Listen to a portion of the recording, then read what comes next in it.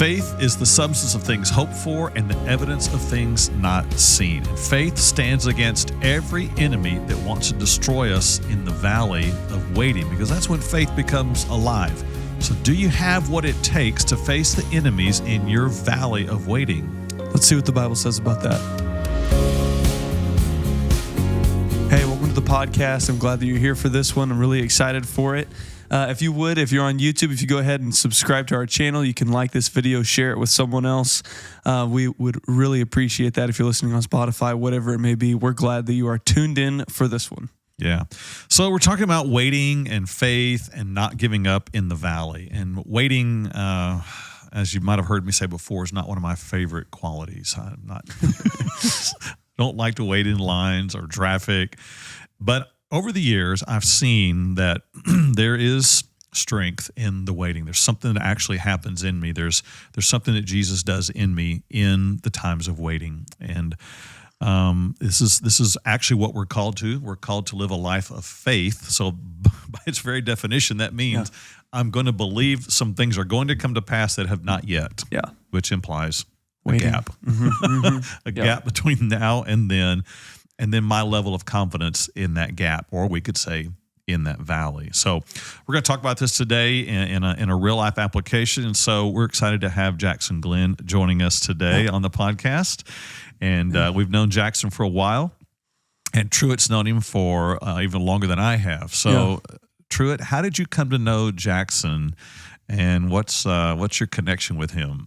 Yeah, so whenever I believe I was in 6th grade. Yes, Jackson, you were in 8th grade whenever you came to OCS? 8th grade. Yeah, so he's in 8th grade. I was in 6th grade. Dude played basketball and, all the stuff. That's whenever I first was like, who's this guy? He was in class with Taylor, my closest sibling, the older sibling from mine. And so at that age, I was like, this dude's pretty cool. This would be awesome. We kind of hung out every so often. And so we had a couple opportunities. Fast forward way into our lives.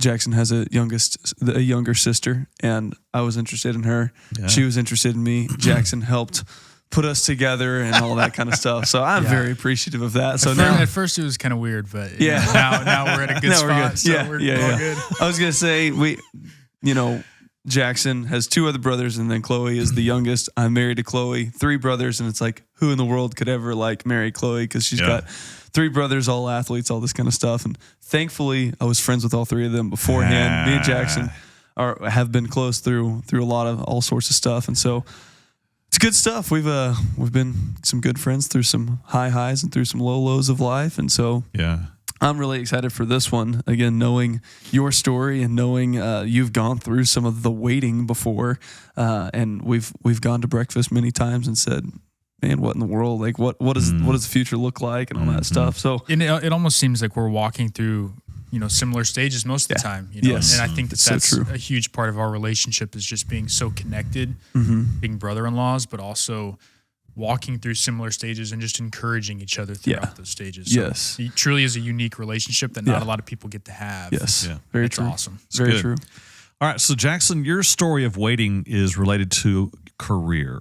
And I think we just have to admit up front, you're even still young in your life. So how old are you, Jackson? I'm 26. Just turned 26 back in October. All right. Very good. We also do share a birthday. We do. So there's that. Yeah. 2 years apart to the day. Yeah. Right? How about that?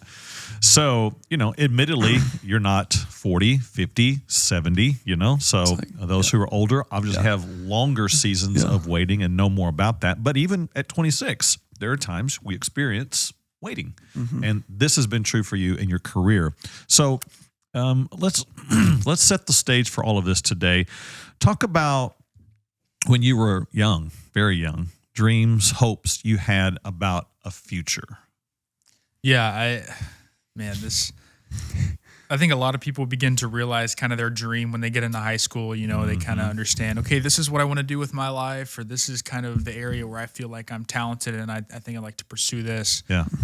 Man, but I think the Lord really put this on my heart. Back to probably before elementary school. Wow. And it's crazy just kind of walk in and kind of seeing what the Lord is doing now, but I started playing baseball at the age of 3. And so awesome.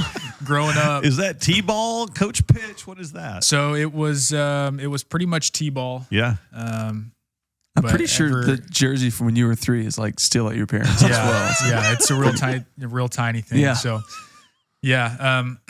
So Wow. I started playing baseball when I was 3, and it was very easy for me to get into the game and get into sports, having 2 brothers, and obviously my dad is a sports fanatic. Yes. So yeah, that dream of playing baseball for a living, and continuing to kind of move up, has been in my heart, and I think the Lord put it there for a reason back at a very early age. Wow. Okay. So this is T-ball, coach pitch, kid pitch, all the way up. You just keep playing. And not just like, just for like one season out of the year, but like all year. Older brothers practice, younger brothers practice, your own practice, at home practice, in the house practice, out of the house practice. Yeah, it was a very interesting dynamic having, an older brother 2 years and then a younger brother 2 years. And so my dad saw fitting. Looking back, I'm very thankful now, but it was, I had to go to Luke's practice, my practice, and Griffith's practice. So my only off days were really like maybe one day of the week. So it was and that one day you're probably at the house doing a home run derby or football outside or something like that. Yeah. Okay. All right. And it's never to the point of like, more baseball. You're actually enjoying it. I'm sure there were days of like, oh, really? But you're enjoying it. Sure. I mean, there certainly were some days, and there were some times when, me and my dad would butt heads about, baseball stuff. But overall, I think I've been incredibly blessed not to grow tired of the game and to just continue to play. Okay. So it really is a blessing to do what I love. So you do that up into middle school and high school? Yeah, you play? Yep, middle school and high school. And the first time I got to play school ball was, when we went to Ovilla Christian. Yeah. Graduated in 2016. So the years leading up to that, I played, throughout high school there. And, those were, I think, arguably now some of the most fun I've ever had playing baseball was, with those good friends. Yeah. It was just a good time. Yeah. Yeah. And went on to state. Didn't get to see that final victory there, but you got to experience a lot of that during those years. Yeah. So I know the hope is and the dream is, okay, walk through all these years. Someone's about to call me and I'm about to get called up. Something big's going to happen. So finish high school. What happens? Yeah, well, in high school, I kind of had these dreams and aspirations of going and playing Division I baseball. A lot of guys really get the opportunity, and I knew that I was good enough. In fact, I was pretty stellar back in high school. Yeah. But for some reason, it never happened. Didn't happen. The calls never came. The calls never came. In fact, I was only offered by 2 or 3 junior colleges, and I kind of took those and kind of pushed them off to the side and was waiting for the Division I call. Yeah. And it never happened. Wow. And you're not just saying, hey, I'm good, but by the stats, you were good. Yeah. The numbers proved you were good. And the other thing is, this is not just like OCS TAPS 3A baseball that you were playing, but you were also in summer ball, like playing for the Arlington A's and all this. Like everyone, like 1 through 9, everyone's getting D1 scholarships basically. Besides, for some reason, the 3-hole hitter shortstop doesn't get the scholarship or the call. Besides a couple JUCO offers. Yeah, it certainly was very interesting and very challenging point in my life, because at that point, status for a high schooler was I am going Division I. Yeah. Sure. Yeah. So, I had a good buddy back at Ovilla Christian who signed Division I to play at Dallas Baptist. Outstanding guy. I'm still good friends with him to this day. And I fell into the trap of I'm not going Division I. I have no purpose. Yeah. Wow. Yeah. Wow. So that felt like defeat, I guess. Yeah, I felt like some major defeat, and ended up signing with a junior college in North Texas, Grayson College, where I spent 2 years there. And so it was still, I saw how the Lord specifically needed me in a spot in the next season. And I'm very thankful for that. Yeah.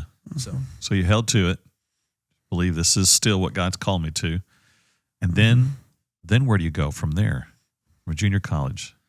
Yeah, junior college is almost like an extension of high school, it seems like. Where it's like, okay, you didn't go sign with a 4-year university, so we're going to give you 2 extra years. And then, you're going to play a little bit of college ball, and then you're going to go somewhere else. And so You played against quite some talent though. On some teams and all that, and you got some looks. And yeah, there's always a lot of guys transfer out to a junior college and play, and so it's very good talent level, which I didn't realize coming out of high school. But as I got there, I was pretty shocked by the talent level at junior college. But okay, I played there for 2 years, and I had a good first year and a great second year, and thankful, praise the Lord that, I was able to continue my career, and I ended up signing with Dallas Baptist. Okay. And being close to home. Yeah. Yeah. So you get there and they're no slouchy baseball system. They're good. No. They're good top tier. So they're hardcore.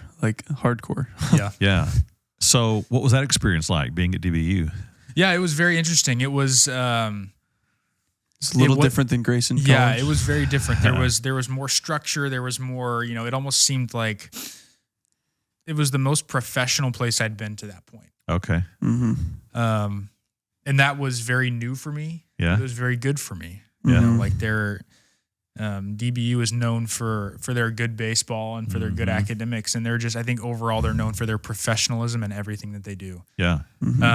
Which took me a while to kind of understand. Yeah. And I think I wouldn't say hurt me, but there was a learning period for me at DBU, learning how to become a professional in everything that I do. So it was certainly a good 2 years up to that point for me. Yeah. So I think we could say you're still in this waiting phase here. Like, okay, this is heading somewhere, but I'm still waiting for the day something greater comes. Yeah. And it's training time. I love all of that. So while you're at DBU, COVID happens, right? So what does that do to time and you and baseball? Yeah. That was certainly probably one of the most transformative years of my life. Wow. Because that's your junior year or senior year? So that was, I had just finished my junior year. I went in for my senior year and we had played 16 games. COVID hits and the season is immediately shut down. And this is supposed to be like, this is it. This is my senior year. Yeah, right. This is when the scouts are out. This is my time to shine because this is about to be the bridge into professional. Yeah. Yeah. And baseball. it's also like in the balance of, is this my last year playing baseball? Or is someone going to call? Is someone like, and before then, through your junior year, you didn't, go into the draft or anything like that. And so it's like, all right, I'm going all in on this senior year, hopefully producing something. Yeah, there certainly were high expectations. There was a couple opportunities my junior year in the draft, but through my dad and just through coaches, I decided to go back for a senior year. Right. And I remember getting 16 games in. We had just played Baylor the night before. We won. It was a huge win for DBU. We went to Baylor and we won. True, it was awesome. there. And, I remember being on the bus going to the University of Houston the next day. So we're traveling down there on a Thursday, and we're probably about an hour out of Dallas heading south. And all of our phones start blowing up on Twitter saying Big 12 just suspended, baseball play indefinitely. The SEC just suspended play indefinitely. Yeah. March Madness canceled. ACC, March Madness canceled. All these different things are canceled. And we're sitting there looking and I'm staring at my phone and I looked at my buddy next to me and I'm like, dude, we're next. Yeah. Because if all these big conferences are canceling, then we're not going to keep going. Yeah. Sure enough, 20 minutes later, bus takes a U-turn and we're headed back to Dallas. And crazy. It was a crazy time. And I remember being on that bus and texting my family. Truett's wife my sister still has the text messages of that day. Wow. And I texted my family and said, I sure hope I didn't play my last game last night. Woo. So there certainly COVID helped me kind of turn a corner because it wasn't my last game played that night. Yeah. And the NCAA gave me an opportunity to go back to Dallas Baptist. And I know it's difficult to say this, but COVID to me was a blessing. And I know that that's not the same for everybody. Right. But during that time, I kind of realized, like, okay, maybe the Lord has brought me back here for a specific reason for my fifth year of college, which not many people go to college for 5 years. Right. During that time, though, I really kind of stuck to a workout regimen and kind of a nutrition plan to really put myself in a good spot for next year. Because I took a good look at myself in the mirror right after the season got canceled, and I said, if the season were to have wrapped up today and I didn't have a chance to come back, right, would someone give me a chance to play? Wow. And I looked in the mirror and I said no. And so I took kind of that summer to kind of change some things about myself and got myself right and was ready to play the next year. Wow. And then you did. You got to play. Baseball opened back up. Yep. And the senior year, how did that end for you? Yeah, the senior year ended up going very well. Yeah. So I don't know what it was. It just seemed to be kind of just an overflow of confidence. And as I look back on it now, I am able to kind of see and discern like that year of production for me, my senior year, was nothing short of a miracle.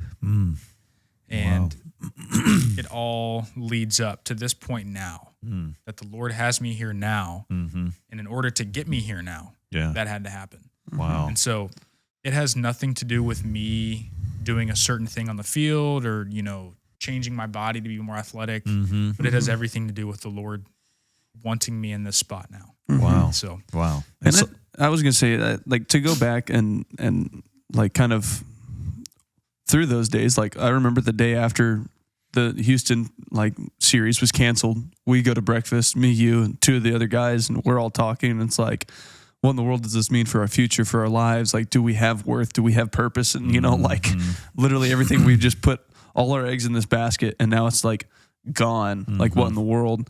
And then through that, some more time passes through, and it yes, you did go through physical transformation, and you went through mental toughness and all this kind of stuff, but even more so above all the other things, your spiritual transformation through that time, because of the waiting, because of the seemingly, I just got dumped off here and I have no clue who I am, where I am, what in the world's going on with my life. We were able to walk through okay, this actually is my purpose. This actually is my worth. So that the confidence, again, it wasn't just oh, Jackson's just super confident in himself this year, but it was I'm literally just doing everything I can with excellence for the Lord, because this is what I know I'm supposed to do, you know? And so that, yes, the physical transformation, mental transformation, but the spiritual transformation that you had in that time frame, was incredible. Yeah. And I think, kind of adding on to that, that's what kind of created a venue or an alley for me to play the way I knew how to play, because I had a new freedom, and that freedom didn't come from the athletic, different posture that I took on or whatever, but it came from understanding who I was in the Lord, and that He had me there for a specific time and a specific reason. And there was nothing that could shake me from that. Wow. There were no results, no stats that could take me away from who I knew I was in the Lord. And that was something that I had felt for the first time in my life in that point. Right there. That's amazing, because when you're in that valley of the unknown, there was nothing in the future that said, oh, it will start back up on this day. It will get better at this time. Literally. You will see success happen. You didn't have any assurance of any of that, but you're saying that God was doing something deeper in you while you're in that valley. Yeah. Right? Yeah, absolutely. Wow. Love that. So that year ends, and what happens? That year ends, and there was a lot of hope, and there was a lot of just kind of excitement knowing that, my name in the draft could get called, and because this is it. I mean, if it's going to happen, it's going to happen now. Right. Yeah. There's no more delay, waiting till the next year after that. Yeah. There's no more options. Yeah. Right? This is it. And explain the leverage that you have as a fifth-year senior, Yeah, not all that much. So you're certainly right. This was it. Yeah. If there was no phone call, in any of those 3 days of the draft, then it's well, hang them up and and let's go find a desk job somewhere. Yeah. But so I ended up, thankfully, and praise be to God, I was 2021, the MLB draft, I was taken in the 5th round by the Pittsburgh Pirates. And it, to this day, just brings a smile on my face, because it's just a dream. Wow. It's a dream come true. And so True was wanting me to mention, being a 5th-year senior, there is no leverage for money. So when you see, a lot of these high school kids that get paid millions of dollars, and even college kids go for the in the first round millions of dollars, that's not the case for a senior, because I have no leverage to say, hey, I'm going to go back to college. Yeah. So basically what they do is they give me a handful of cash, is what it seems like. Literally as much as they can muster like into this right here. Here's a Tupperware full of $1 bills. Whereas the others is like, let me back up this dump truck to you and just unload some cash on you. So odds are kind of against you as a fifth-year senior. The odds are certainly against you. There is essentially no money invested in you. And I don't have a choice. Yeah. But that was the least of my concern at that point. I just wanted to get my foot in the door and get playing and become a professional. So, yeah. And so you accepted the call. Of course. Yeah. And then you went to play. Yeah. So what happened? What does that look like? You're not playing in Pittsburgh right now or anything. No one saw you on TV playing for Pittsburgh Pirates, right? Correct. Yeah. So it is in the MLB, the draft and the minor leagues work a lot different than any other sport. A lot of times you'll see guys in the NFL drafted in those guys are immediately on the big like the NFL team. Right. There are no minor leagues. Yeah. But in baseball there are like at least 5. I think there's 5 teams that you have to work through. Wow. To get to the bigs. And sometimes guys are expedited through the process. Sometimes guys have to work their way up. So the past 2.5 years, that's been where I've been at. And so I've been working my way up. Slowly but surely, and just playing and enjoying. Now have obviously a beautiful wife who joins me in the journey, and so that's just kind of been where I've been at so far. That's cool. All right. Well, that brings us to our discussion for the day. Then we've obviously talked about this a little bit, but what do you do in those moments of the waiting in the valley? And it feels like that. There's mountain peak moments, and then there's times you can see clearly into the future. But then you get down in the valley, and the valley you can't see what's ahead. In the valley, it's darker. In the valley, it's deep. In the valley, you don't see so clearly. And Christians are familiar with this place, this valley of waiting. Again, it's what we're called to. The idea of faith means I'm believing in something that I don't see coming to pass yet. And so I know some people might be listening and say, wow, this is all so first world problems. You're waiting for a career. Waiting for the bigs. And in some respects, it's true. Of course. Because there are people who are hurting and waiting in much more difficult spaces. They're waiting on a health report to change. Yeah. They're waiting on a marriage to reconcile. They're waiting on the spouse that they believe God has for them. They're waiting to become pregnant. They're waiting for some kind of healing. They're waiting for the next check to come through. So I get it, and we're honest about all of that today. Yeah. Everybody's at different valleys, and some much more difficult and painful than others. But in the waiting, we can all learn some of the same truths from Scripture and find the same God meets us in that valley, whether it's in a career option you're waiting for, or if it's in a relationship that you're waiting to see reconciled, or for your heart to heal. So I would assume that even in your valley, you experienced some threats and dangers that attacked your mind and attacked your soul. What were those threats that you experienced, those attacks that you felt during those times? Because I'm sure there had to be moments where you thought, what in the world? Yeah. I think up until this point, let's just move past college and high school. I think we'll just kind of get into kind of where I'm at now. Okay. This has been the most spiritually tested I have been in my entire life. Wow. Past COVID. And I think my first full year, so I had the draft and I went and played for a couple weeks, and then we got sent home for the off season, and then we came back, and it was my first full year. That was you're not married at this time. No, not married. I'm engaged. My fiance's back home. And I don't know what it was, but I went into that season with so much pride. So much pride, and thought, wow, like I get to do something that not everyone gets to do, or what people, only dream of getting to do. And so there was a lot of pride that took over me. And the Lord stripped that away so fast. And I began to understand and realize, okay, the Lord has me here for a specific reason, and I am waiting. You know, kind of like you're talking about, just the waiting period. Yep. And as I went through that season full of failure, let's talk statistics here real fast. Wow. This was the worst statistical year of my entire life, and it broke me. Broke me. And it wasn't until probably the last 3 or 4 weeks of the season that I realized that the Lord is just asking me to wait and to be patient. And to this day, he still is asking me to wait and to be patient. But in this time, when I was really, really, really struggling, some of those things that I turned to in that waiting period was comparison and frustration. Wow. And deep anger. Yeah. Wow. And there got to a point where I was really, really, really angry with God, because I was like, Lord, like, you have given me this dream for such a long time. And the way that I'm playing right now and the way that I'm seeing this play out right now, I may not have a job next year. Yeah.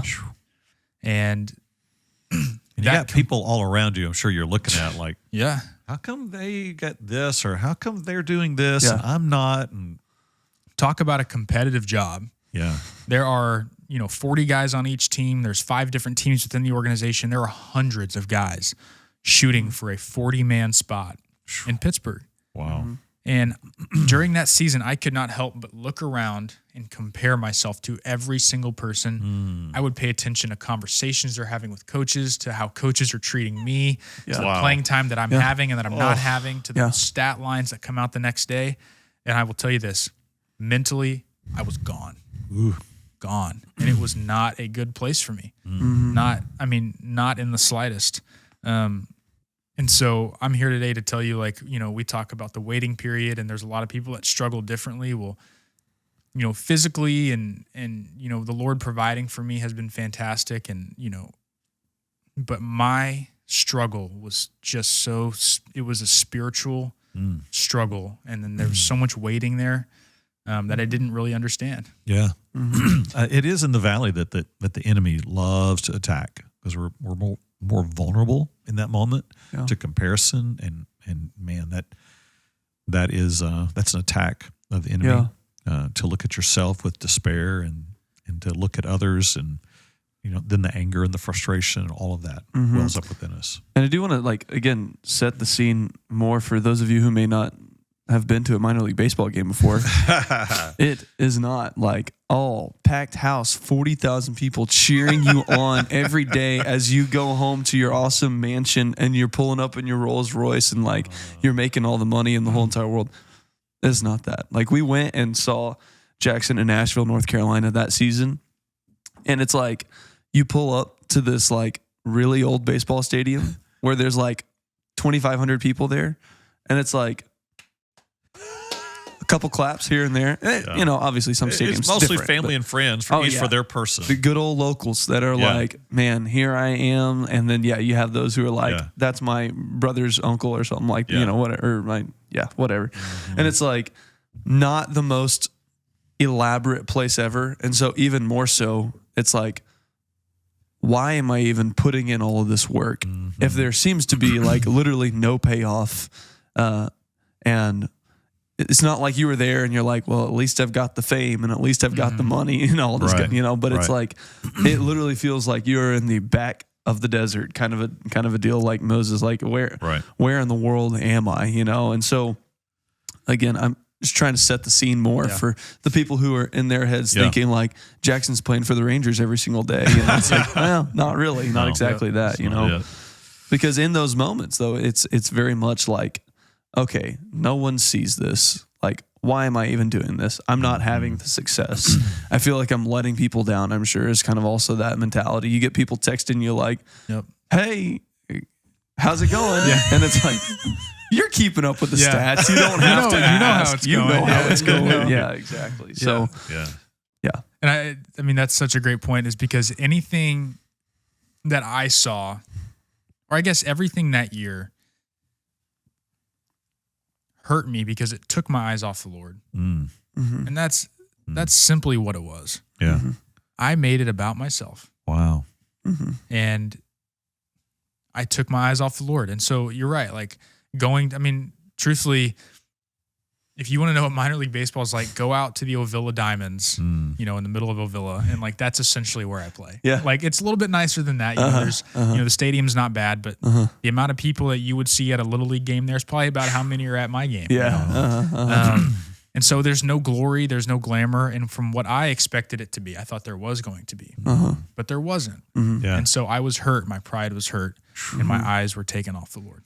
And it's the same grind. I mean, you're playing every day. You're practicing. I mean, you're traveling. Again, setting the scene more. 6 games a week for 7 months, 6 months, something like that. 7 months straight, 6 games a week. We practice before those 6 games. So our only off days are Monday. And then you also get a 3-day break in the middle of the season. We get one 3-day break, so that's cool. That's a long in July, So, as you said, you take your eyes off the Lord. It's more on yourself. What happens with that? Where does that lead? Yeah, it led to a huge broken period for me. Playing broken, only being concerned about what is going on around me and not. I didn't make any changes because I was kind of stuck in this poor me mentality. Yeah. Which I think is very common. I mean, it doesn't matter what you do. That's what happens in the valley. Yeah. Yeah, exactly. Yeah. And you feel like I'm literally the only person that's struggling with this ever. Like I'm the only person in the valley. Everyone else that I can see is up on the mountaintop or whatever, and So what happens? Do you stay in the valley? Does God meet you there? What happens? So this was actually, I mean, that's a great question because if I were to stay in the valley, I promise you right now, I would not be in the Pittsburgh Pirates organization working my way. Wow. No, I would not. And there was kind of a breakthrough for me. And I began to see through an awesome buddy that I have in the organization just continue to encourage me. And this is so interesting, is I understood in that moment as I kind of took a step back and realized my career is not about me. And I understood that the Lord in that moment was breaking me, probably to grow me later and do something bigger. Yeah. And so in that moment, in those last couple of weeks, I remember praying every time I would step on the field, Lord, break me. And talk about a terrifying pray. I was literally, I would strike out and I'd look up in the stands and I'd get back into the dugout and I'd put my bat down and I'd go, Lord, if that's how we're going to do it, then that's how we're going to do it. But I said, if you're not done, then let's continue to do this. And it, I don't know if I shouldn't have asked for that, but it continued. And it literally continued through the rest of the season and into the off season the next year. And the Lord continued to break me. And in that breaking period is when I think we are molded the absolute best. When we fail and when we are broken, then the Lord can begin to mold us into something new. And as I have begun to live with that understanding, it has shifted my focus from my career is about me to my career has nothing to do with me. Wow. And so that's kind of where I'm at. Yeah. So good. So, I mean, you mentioned Moses earlier. I kind of think about that. He's 40 years out in the desert and he's on the backside of the desert.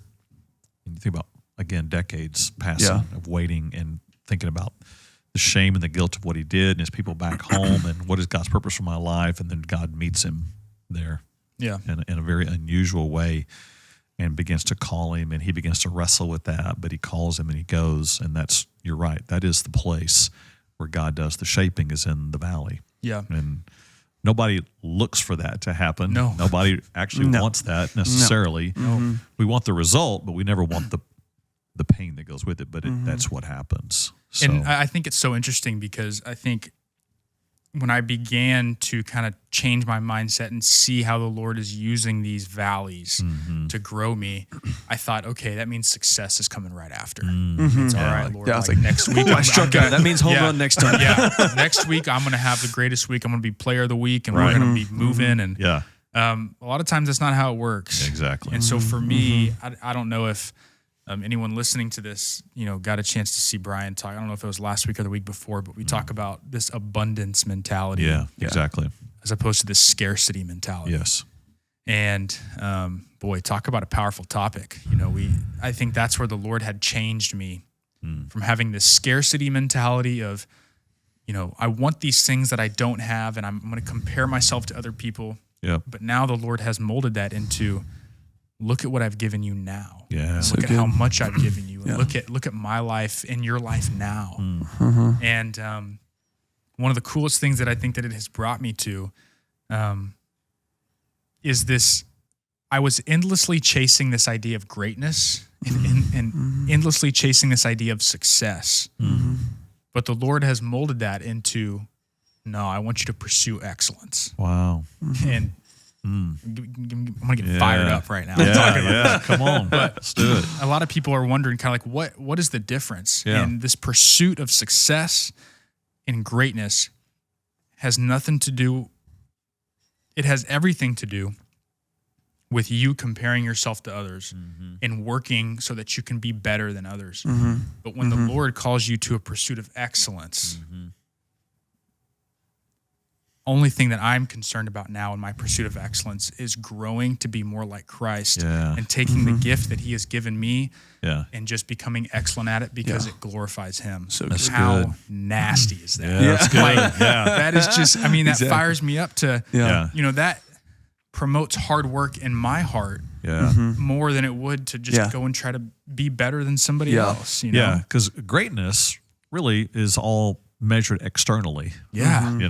But excellence happens all the way down in my spirit. In the core. And it's in my integrity and in my passions, my drives and my pursuits and my thoughts, all of that. So I love that. And So what has that given you then in strength to fight the valley enemies? Yeah, I think that it's given me a new perspective on the valley.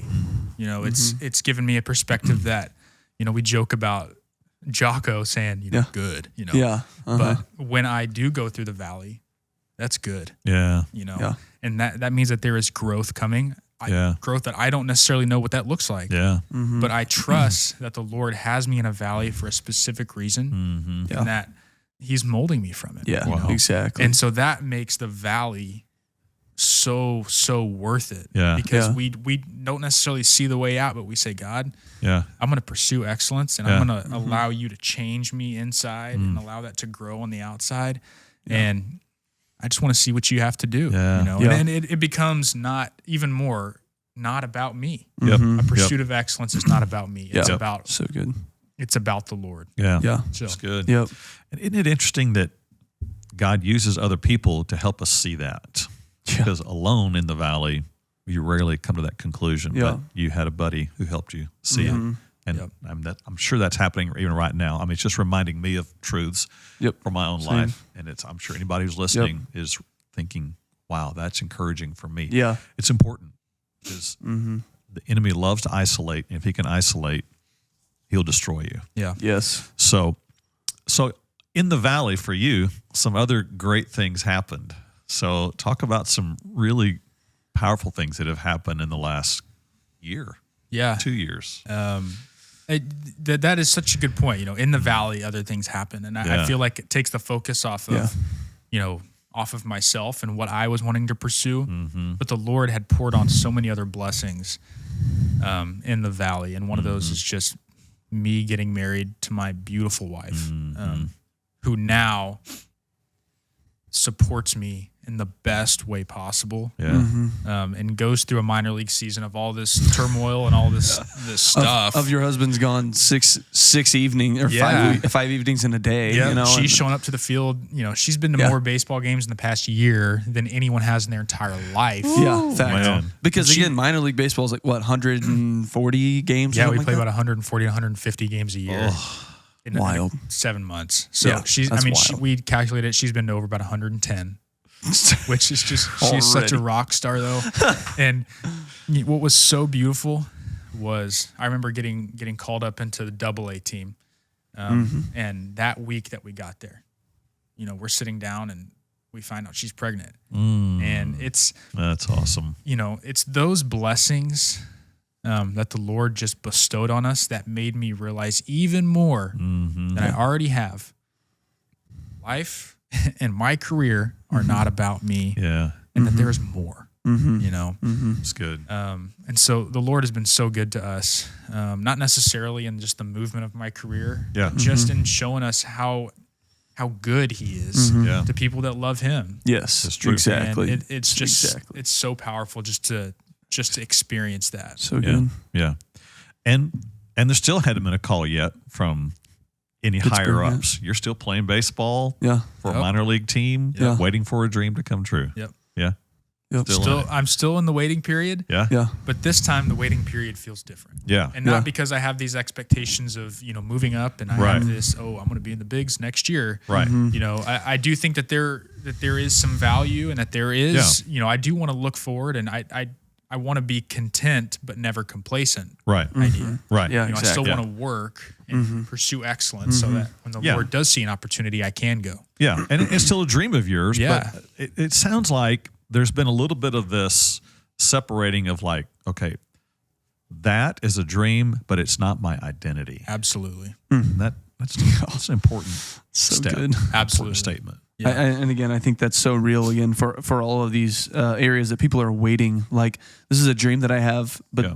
that I still have worth even if this doesn't happen. Yes. Yep. Which we've talked about. Yeah. Yeah. But that's a big step to make. It is, but the truth is the truth is the truth, and so it applies for you. It applies for someone else who's waiting for a relationship to be reconciled. Yeah. It applies for someone who's waiting for healing to happen. It applies for someone who's waiting for the next check to come. Yeah. Yeah. You still have worth, purpose, and meaning Yep. despite what you haven't seen yet. Yeah. Whew.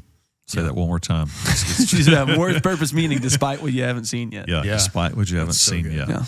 It's like But- it requires like faith to believe All what the you way back haven't around. seen yet. And one thing that I found interesting, going on this idea of not idea, but this truth of where your identity stands is it's not something that you can tell yourself once That's true. and for you to change. So if you're watching this podcast and Facts. you're going to just tell yourself once, my identity is in Christ. Yeah. And you're going Amen. to And leave it done. be, then you're not going to change. Yeah. And this is something that I really had to understand in the valley is I have to tell myself this and believe it every single day. Yes. Like, And it every wasn't minute. until yes, every minute. It wasn't I say this one time and then everything changed. Yeah. This is something that I had to remind myself daily, weeks, months, even today. I have to Yeah. remind myself Yep. today. Yeah. Yep. It's Galatians true. 2:20, I've been crucified with Christ. Yeah. It's no longer I who live, but Christ who lives in me. Yeah. Yeah. And these things still make a gigantic impact on my life It's after true. saying that for just a year and a half or a couple of years. Yeah, because the enemy is relentless. Yeah. He doesn't stop because Yeah. you said it one So time. you said, "Oh, dang, he said his identity You in got me. Christ." You Well, got yeah, Yeah, there were still more Philistines even after David defeated Goliath. Yep. And the It's battles truth. continued and he continued to fight. That's true. That's so true. Yeah, and you think about, major characters from the Bible who waited on a hope, a dream, a promise to come to pass. We get stuck today because it hadn't come to pass in the last week or month or year, but you find major characters in the Bible waiting decades. Abraham and Sarah, it's 25 years before the baby is born that's promised.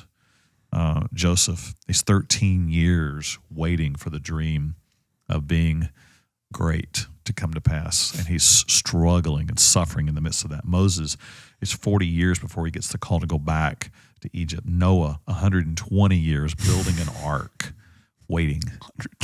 120. Those are numbers beyond my ability to comprehend today. Ability to comprehend. Yeah. But in those we find here are like people like us who trust in God, who waited and they held true in the resistance, in the valley, in the temptations, in the attacks, and then waiting actually changes us. Yeah. In that process, it makes us into someone different, someone different than who you'd be even if you'd gotten the call the first day and had been promoted all the way up. Yeah. Can you imagine? Yeah. Yeah. So It's good. I want to read a passage that relates to this. And anytime the subject of waiting comes up, it's a familiar passage, but I think it rings a little different having talked through what we've talked through and having thought through people's lives and situations. So this is from Isaiah 40, 28 through 31. Have you not known? Have you not heard? the everlasting God, the Lord, the creator of the ends of the earth. He neither faints nor is weary. So good. He doesn't get tired. His understanding is unsearchable. He gives power to the weak, and to those who have no might, he increases strength. Even the youths shall faint and be weary, and the young men shall utterly fall. But those who wait on the Lord shall renew their strength. They actually are transformed in the valley. They shall mount up with wings like eagles. They shall run and not be weary. They shall walk and not faint. That's hope for us. Yeah. So, Jackson, what do you say to the believer who has a dream, has a hope, a longing, and it hasn't come to pass yet? What do you say to them while they're waiting in the valley? Yeah. I know that in the men's breakfast, we just finished a series of just being a relentless man. Yeah. And I think that there is something to be said about someone who is relentless. And I think that you look at this verse and one of the words that sticks out to me but those who wait on the Lord shall renew their strength. Yeah. And it's like we said earlier, this is not those who wait on the Lord will immediately renew their strength. Yeah. That's good. They shall renew their strength. They shall mount up on wings like eagles. They shall run and not be weary. They shall walk and not faint. That's good. So my question is, how relentless are you willing to be in your pursuit of the Lord daily? So good. How relentless are you willing to be to remind yourself where your identity is? How relentless are you willing to be even in 2 weeks when it doesn't show up? 3 weeks when it doesn't show up and you're still in the valley? 4 weeks, you're still in the valley. Are you willing to be relentless to get to know the Lord and to love him so that on that 5th week, you're not weary? Exactly. You have renewed your strength. Yeah. Not that it's come to pass. Right. But that you're not weary. Yeah. And then when that 5th week does come, like and you're feeling that new strength, I guarantee you're not going to be like, okay, I'm done with the Bible. Like, I'm gonna put it away. Like, it's going to give you encouragement and you're going to get into it the next day and the next day and the next day. So for sure. If you have a hope and a dream and just a longing for what has not come yet, how relentless are you going to be pursuing the Lord and have faith that he is going to bring that dream? Yeah. And if it's not necessarily that dream, then you know and you trust that it's better. It's true. Exactly. So, Exactly. And my experience a little bit further down the road is this is a recurring theme of life. It's not a one and done. There'll be other longings and hopes and dreams, and this process starts up again. But you're right, and I love that focus on the word shall. It comes. It doesn't come always in the 100% category on the next day, but it comes in time. So thank you, Jackson, for being here today. For real. Thank you guys for having me. This was check off my bucket list. Vertical podcast check. Well, I love it. It was so I much love the fun. fact that through your story, it speaks hope in life. And it's always our prayer that speaks hope in life to the people who are listening, that it brings true encouragement in the Lord to them. I think that's happened today. So definitely. Thank you. Definitely. All right. Thanks for joining us today. Share this message, tell it to a friend, take it in, and keep lifting them up and